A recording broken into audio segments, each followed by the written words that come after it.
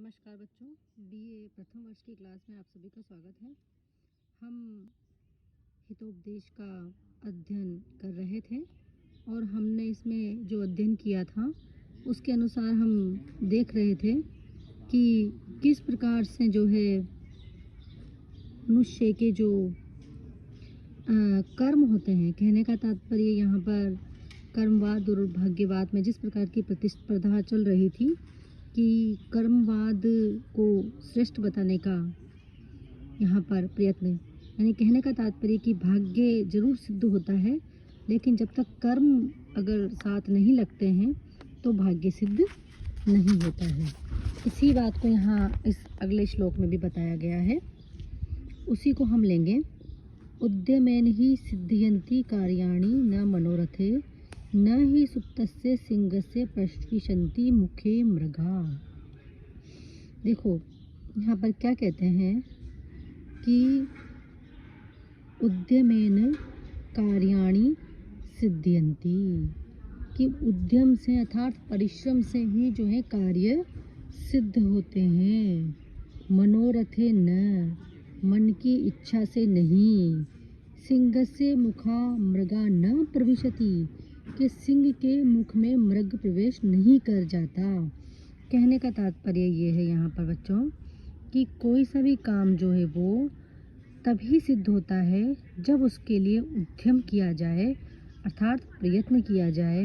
बिना प्रयत्न के कोई सा भी कार्य सिद्ध नहीं होता है। मनोरथ का मतलब है मन की इच्छा, कि जैसे सिंह है, अब शेर है, मतलब उसके मन में इच्छा है कि वो हिरण को खा जाए, लेकिन केवल मन की इच्छा को बनाए रखने से उसका कार्य यहाँ पर सिद्ध नहीं होगा।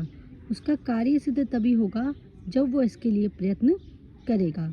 तो बच्चों, कहने का तात्पर्य यहाँ पर यही है कि सुप्तस्य सिंहस्य, कि सोए हुए सिंह के मुख में जो है हिरण प्रवेश नहीं करता। कहने का तात्पर्य, अगर आपको भाग्य से, एक शेर को भाग्य से हिरण मिल भी गया है तो भी उस हिरण को, उस शिकार को प्राप्त करने के लिए शेर को प्रयत्न करना ही पड़ेगा। बिना प्रयत्न के वो सीधा उसके मुंह में प्रवेश नहीं कर जाएगा। अर्थात हम कह सकते हैं कि जैसे कि शेर जो है वो जंगल का राजा होता है, किंतु फिर भी राजा होने के बावजूद भी कोई भी पशु जो है, कोई भी पशु जैसे मृग जो है, मतलब यानी कि हिरण या और कोई पशु जो है, वो सीधा उसे प्राप्त नहीं हो जाएगा, अपितु उसके प्रयास से ही पशु रूप भोजन की प्राप्ति उसे होगी। जब कोई मृग आएगा और मेरे मुख में भोजन के रूप में प्रवेश कर जाएगा, ऐसा अगर कोई शेर सोचता है तो ये उसकी मूर्खतापूर्ण सोच है। उस शेर को खाने, उस सिंह को अगर शिकार करना है मृग का, तो उसके लिए उसको प्रयत्न करना ही पड़ेगा। मातृ पितृ कृताभ्यासो गुणिताम इते बालकः न गर्भच्युति मात्रेण पुत्रो भवति पंडितः। देखो यहाँ पर क्या बताया गया है बच्चों कि जो बच्चा होता है, जब किसी का कोई बालक होता है तो बालक जो है जन्म लेने मात्र से ही पंडित नहीं बन जाता, कि जब उसको किसी प्रकार से उसको शिक्षित किया जाता है, उसको विद्वत्ता प्रदान की जाती है, तब ही वो पंडित कहलाता है। कहने का तात्पर्य वही बात है कि केवल किसी व्यक्ति को बिना अभ्यास के, बिना प्रयास के किसी भी चीज़ की प्राप्ति नहीं हो सकती। जैसे मातृ पितृ कृत अभ्यास, माता पिता के द्वारा किए गए अभ्यास से ही बालक है, जो बालक है वो गुणिताम अयति, बालक गुणों को प्राप्त करता है, अर्थात बालक विद्वता को प्राप्त कर लेता है, विद्वान बन जाता है। न गर्भच्युत मात्रेण, कि केवल गर्भच्युत यानी कि केवल गर्भ से पैदा होने मात्र से ही पुत्रो भवति पंडित न, पुत्र पंडित नहीं बनता। कहने का तात्पर्य ये है कि पंडित से मतलब यहाँ पर जाति सूचक शब्द के रूप में इसका प्रयोग नहीं हो करके समझदार के अर्थ में इसका प्रयोग यहाँ पर किया गया है कि कोई भी व्यक्ति जब तक कि कोई प्रयास नहीं करेगा तब तक वो बालक, उसके माता पिता अगर प्रयास नहीं करेंगे तो वो पंडित अर्थात बुद्धिमान नहीं बनेगा। अभ्यास नहीं करेगा तो वो बुद्धिमान नहीं बनेगा। अभ्यास करने पर ही बुद्धिमान बनेगा। ऐसा नहीं है कि कोई बेटा, कोई बच्चा उत्पन्न हुआ और उत्पन्न होते ही सीधा विद्वतापूर्ण विद्वान बन गया। ये चीज़ सही नहीं है। तो यहाँ पर भी कर्मवाद की प्रतिष्ठा की गई है और कहा गया है कि जैसे कोई बालक उत्पन्न होता है तो उत्पन्न होते ही वो गुणज्ञ या पंडित नहीं हो जाता।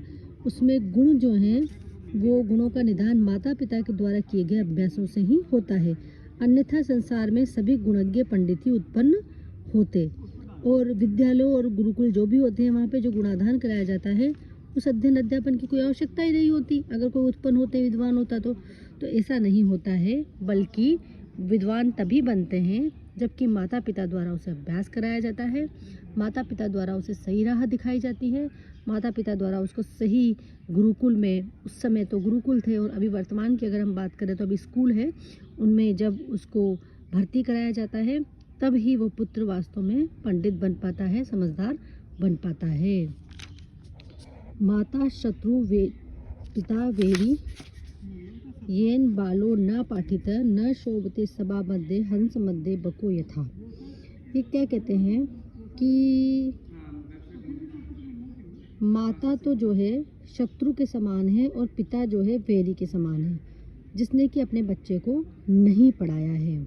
यहाँ कहने का तात्पर्य ये है कि किसी के भी अगर कोई पुत्र होता है या पुत्री होती है, अपनी संतान होती है, तो उसको आगे बढ़ाने में, उसको अध्ययन अध्यापन वगैरह कराने में सबसे पहला जो कार्य होता है वो माता पिता के द्वारा ही किया जाता है। अगर कोई माता पिता ऐसा कार्य नहीं करते हैं तो माता शत्रु पिता वैरी, कि ऐसी माता जो है वो बच्चे को जो अध्ययन अध्यापन में ध्यान नहीं देती है तो ऐसी माता शत्रु के समान है और पिता भी वैरी यानी शत्रु के समान है। येन बालो न पाठित, जिसने कि अपने बच्चे को पढ़ाया नहीं है, बच्चे को पढ़ाया लिखाया आगे नहीं बढ़ाया। न शोभते सभा मध्य हंस मध्य बको यथा, कि जैसे कि सभा के बीच में कोई जो हंसों की सभा है और हंसों की सभा में अगर कोई बगुला चल जाता है तो वो शोभा को प्राप्त नहीं करता। कहने का तात्पर्य यह है कि हंस सफ़ेद होते हैं, बगुला भी सफ़ेद होता है, किंतु इसके बावजूद भी वो वहाँ पर शोभा को प्राप्त नहीं करता है और बल्कि में वो जो है उसकी शोभा छूट जाती है, शोभा विरहित हो जाता है वो, क्योंकि जैसे ही वो बोलता है वैसे ही पता चल जाता है कि ये बगुला है, हंस नहीं है। इसी प्रकार जो माता पिता अपने बच्चे को पढ़ाते नहीं हैं वो उसके सबसे बड़े शत्रु हैं। प्रयत्न करने पर ही बच्चा पढ़ता है और तभी उसका, कहने का तात्पर्य बालक के भाग्य के निर्माता माता पिता ही होते हैं। वे चाहे तो उन्हें अध्ययन कराकर श्रेष्ठ विद्वान और गुणग्राही सामाजिक बना सकते हैं और चाहे तो वे उसे उसका नहीं बना सकते। वे बालक जब भी विद्वानों की सभा में बैठेंगे तो हंसों में बैठे बगुले के समान प्रतीत होंगे, अतः उसके माता पिता उसके शत्रु के समान हैं। इसीलिए बच्चे को जो है माता पिता के द्वारा अध्ययन अवश्य कराया जाना चाहिए, तब ही उसके पश्चात ही वो जो बालक है वो वास्तविकता में योग्य होगा और वो बालक वास्तव में जो है विद्वानों की सभा में बैठने के योग्य होगा। कहने का तात्पर्य ये है कि कोई भी व्यक्ति उत्पन्न होने मात्र से ही बुद्धिमान नहीं हो जाता है। वो बुद्धिमान जब ही होता है जबकि उसको अध्ययन अध्यापन कराया जाता है और ये अध्ययन अध्यापन जो है माता पिता द्वारा ही कराया जाता है। माता पिता द्वारा ही उसे जो है किसी उसमें भेजा जाता है या इस प्रकार से अध्ययन किया जाता है, तभी वो बुद्धिमान हो पाता है, अन्यथा वो बुद्धिमान नहीं हो पाता है।